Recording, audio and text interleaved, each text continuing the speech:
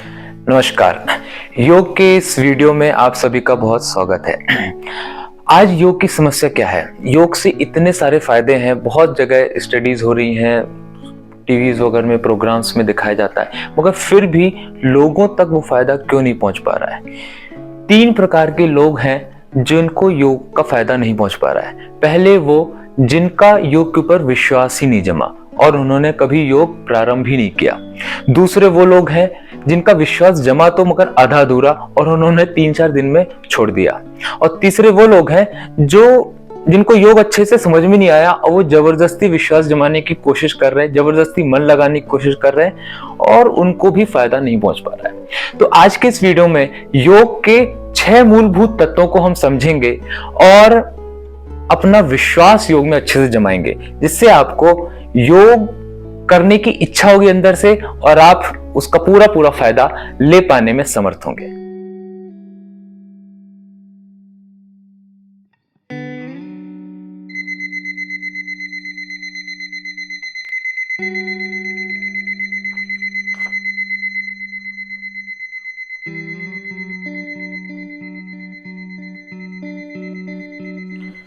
तो सबसे पहले हम समझेंगे एम्बियंस के महत्व के बारे में, क्योंकि इस छोटी छोटी चीजों पर ध्यान ना देने से ही रेगुलरिटी नहीं बन पाती और हमारा विश्वास टूट जाता है। छोटी छोटी मगर मोटी बातें, सुबह उठने से लेकर के योगा स्टार्ट करने तक और योगा के टाइम पर भी क्या माहौल रहना चाहिए, कैसा वातावरण रहना चाहिए। सबसे पहले आप अपने आप को पावर ऑन करके उठें। इस प्रकार से हाथों को रगड़ते हुए उठने से हमारा शरीर की सारी नर्व्स के थ्रू पूरी बॉडी चार्ज हो जाती है अंदर से और हम जाग जाते हैं। जैसे कंप्यूटर को पावर ऑन करते हैं, वैसे ही हमारे बॉडी को भी पावर ऑन करने की जरूरत है। धरती माता का स्पर्श करके अपने बिस्तर को, जो आप जिस पर सोए थे, उसको प्रॉपर तरीके से उठा करके रखना भी योग का एक पार्ट है, क्योंकि जहां साफ सफाई है वहां पर मन खुश है। अगर साफ सफाई नहीं है तो मन भी खुश नहीं है। प्रॉपर तरीके से मुंह हाथ धो करके, आंखों पे अच्छे से छींटे मार करके बैठने से हमारा मन खुश होता है, प्रसन्न होता है।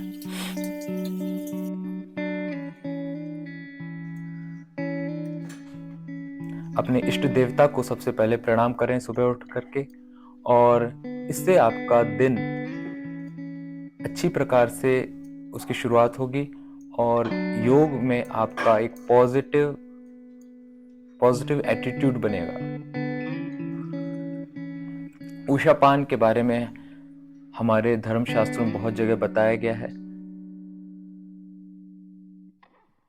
जल्दी से सुबह उठ करके जिस स्थान पे आपको योग करना है उसकी साफ सफाई बहुत इंपॉर्टेंट है। सबसे पहले आप एक नियत स्थान बना लें जहां पर आप योग करें, रोज योग करें जहां पे, और उसकी डेली साफ सफाई योग करने से पहले अच्छी प्रकार से प्रॉपर तरीके से चादर बिछाएं, क्योंकि जब हमको किसी चीज से इतना बड़ा फायदा मिलने वाला है तो उसका सम्मान भी उतना ही होना चाहिए।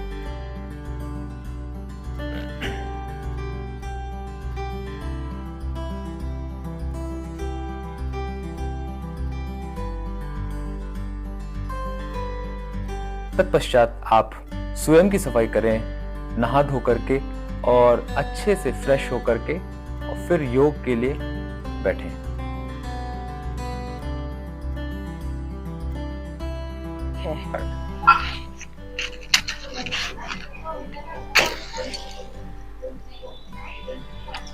दीपक जलाने से अंधकार दूर हो जाता है, जो ज्ञान और पवित्रता की रोशनी का प्रतीक है। अगरबत्ती की खुशबू मन को शांत करती है। उचित वेंटिलेशन ऊर्जा प्रवाहित करती है और स्थान की पवित्रता मन की पवित्रता को दर्शाती है।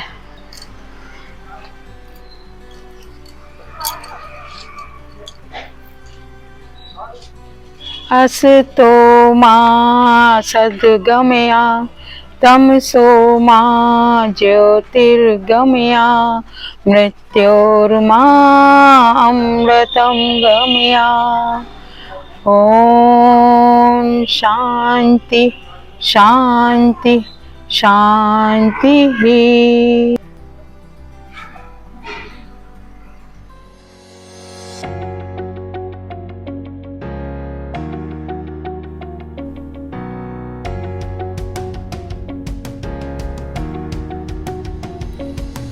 तो चलिए अब हम बढ़ते हैं अगले क्रम की तरफ।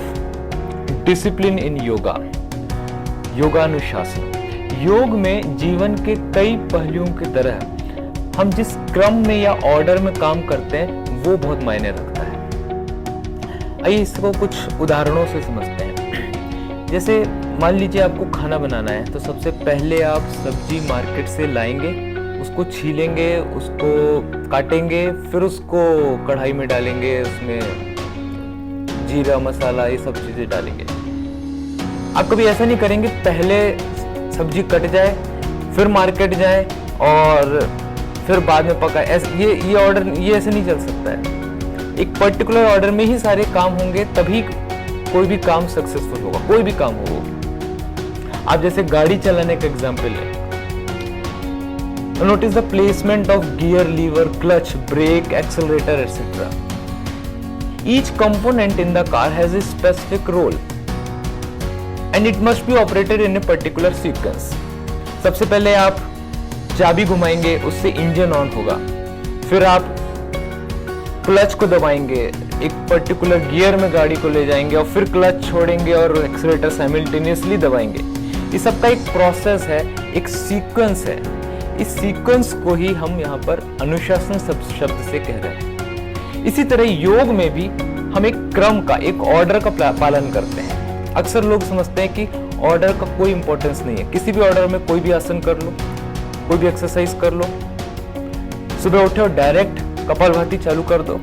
इस तरह से काम नहीं होता है, बल्कि सिस्टम और बिगड़ सकता है।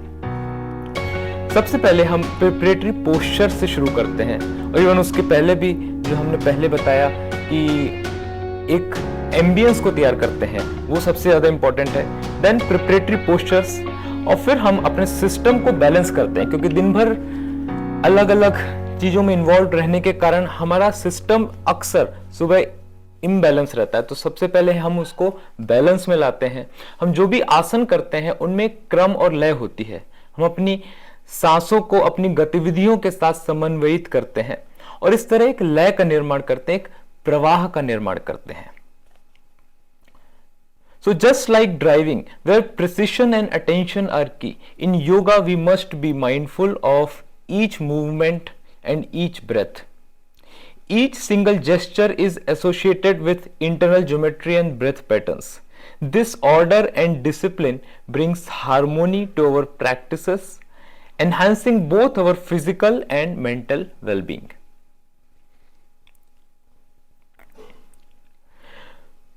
तो अगली बात, जब आप अपनी योगा मैट पर बैठें तो इसे ड्राइवर की सीट पर बैठा हुआ ही समझें।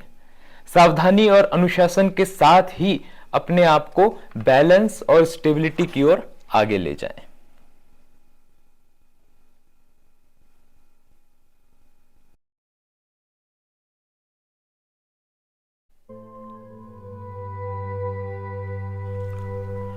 तो आइए अब हम योग के दूसरे पक्ष की तरफ चलते हैं। पेइंग अटेंशन, योगश्चित्त वृत्ति निरोधा। Imagine a child going to a circus, a place filled with wonders and excitement. Like this child. कोई बच्चा होगा इससे सर्कस को जरूर एंजॉय करेगा, but instead of watching the circus, if a child is upset, crying for his favorite cartoon, he would miss the entire magic going around him. अक्सर हम भी योग में इसी प्रॉब्लम के शिकार होते हैं। हमारा शरीर योगा मैट पर है, लेकिन हमारा मन कहीं और होता है, किसी और चीज की लालसा कर रहा होता है। वर्तमान क्षण को हम पूरी तरह से मिस कर देते हैं। योग में सांस हमारी गाइड है। यह वो लय है जो प्रत्येक पोस्चर, प्रत्येक मूवमेंट से प्रवाहित होती है। लेकिन जब हम अपनी सांसों को नजरअंदाज कर देते हैं तो हम योग के सार से ही चूक जाते हैं। हम कहने लगते हैं कि योग में मन नहीं लगता, हम बोर हो जाते हैं। Just as the child misses the circus joy, we miss the transformative experience of yoga. तो जब भी हम योगा का अभ्यास करें, आइए एक बच्चे की तरह पूरी तरह से सर्कस में डूब जाएं, पूरी तरह उपस्थित रहें, अपनी सांसों का निरीक्षण करें और वास्तव में योग के ट्रांसफॉर्मेशंस को अनुभव करें।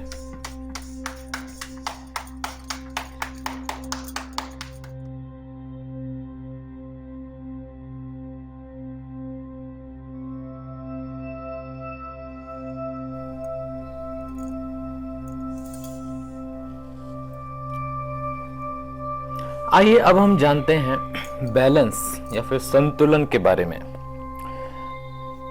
बैलेंस केवल एक शारीरिक स्थिति नहीं है, बल्कि एक मानसिक और आध्यात्मिक लेवल पर भी है। मानसिक मतलब mental, emotional as well as spiritual level, आध्यात्मिक लेवल। योग में कुछ भी करने से पहले बैलेंस बनाना सबसे अधिक महत्वपूर्ण है। आइए इसको हम एक एग्जाम्पल की मदद से समझते हैं। मान लीजिए कि आप एक ऊंची जगह पर चढ़ना चाहते हैं एक सीढ़ी की मदद से। Imagine trying to climb a ladder with an unstable base. जो लैडर है उसका बेस स्टेबल नहीं है, क्या आप कभी उस पर कदम रखेंगे?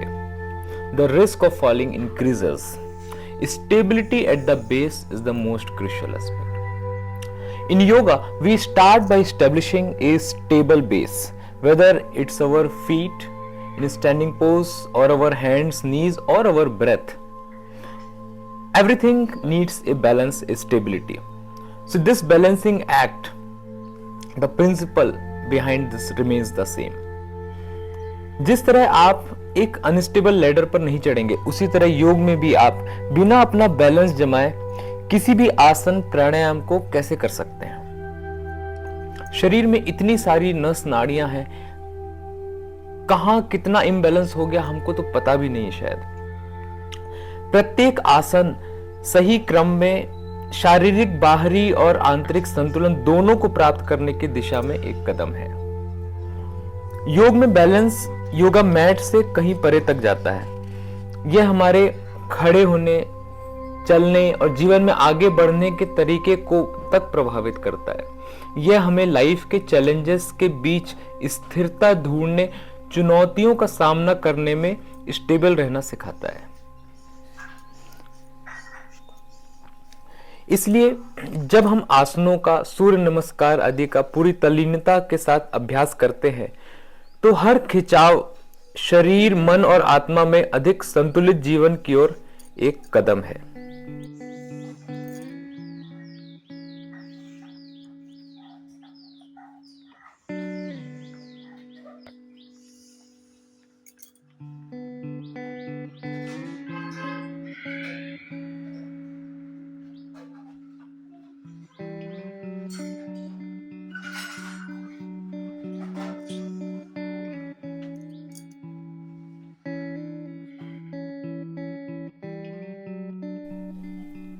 तो योग को एक पर्टिकुलर ऑर्डर से करने पर हमारी बॉडी स्टेबल बनती है, बैलेंस होती है और हम आगे के प्राणायाम वगैरह के प्रोसेस के द्वारा अपनी एनर्जी को ऊपर उठाने के लिए तैयार हो पाते हैं। तो जब हमारी सीढ़ी बैलेंस्ड है और स्टेबल भी है तो उस पर हम आसानी से चढ़ सकते हैं।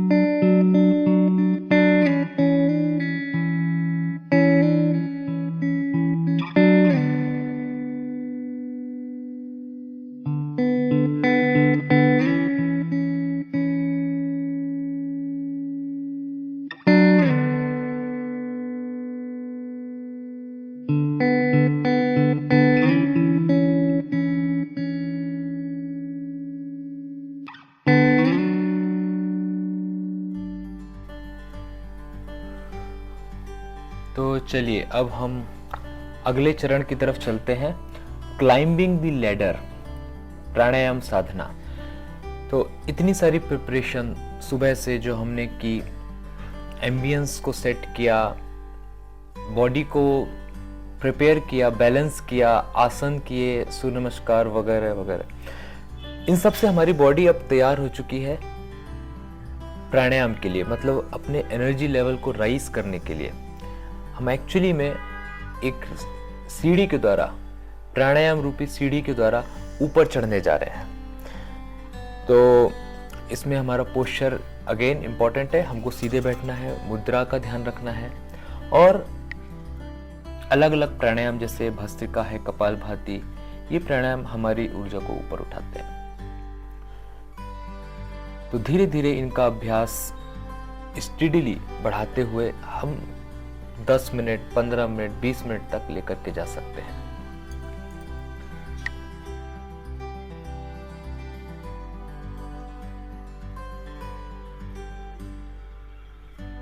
इस प्रकार से पानी को गर्म करने पर वो उबलता है, मगर वो उबलता तब है जब उसको लगातार रखा जाए आंच पर। इसी प्रकार जब प्राणायाम को नियमितता से और कंटिन्यूटी के साथ किया जाता है, एक निश्चित समय सीमा तक और लगातार रोज किया जाता है, तब उसका फायदा हमको महसूस होने लगता है, दिखने लगता है सामने।